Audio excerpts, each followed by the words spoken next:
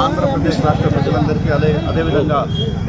చిత్తూరు నియోజకవర్గ ప్రజలందరికీ కూడా స్వాతంత్ర దినోత్సవ శుభాకాంక్షలు.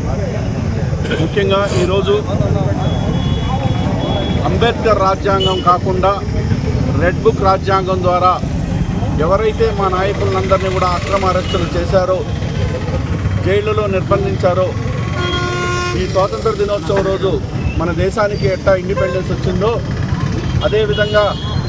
మా నాయకుల్ని నిర్బంధించడానికి గాను అందులో ప్రత్యేకంగా మా యువ నాయకుడు పార్లమెంట్ సభ్యులు మిథున్ రెడ్డి గారు ఏ మచ్చలేనటువంటి వ్యక్తి, ఆయన కడిగిన ముత్యంలాగా తొందరగా బయటికి రావాలని ఆ దేవుణ్ణి కాణిపాక వినాయకుడిని కోరుకుంటూ చిత్తూరు నియోజకవర్గంలోని నాయకులు, కార్యకర్తలు, మహిళలు, యువకులు అందరూ కలిసి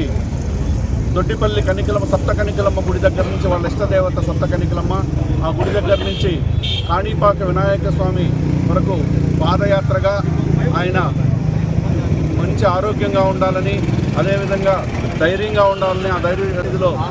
అతన్ని మంచిగా తీసుకురావాలని కోరుకుంటూ మేమందరూ పాదయాత్ర ప్రారంభిస్తూ ఉన్నాం.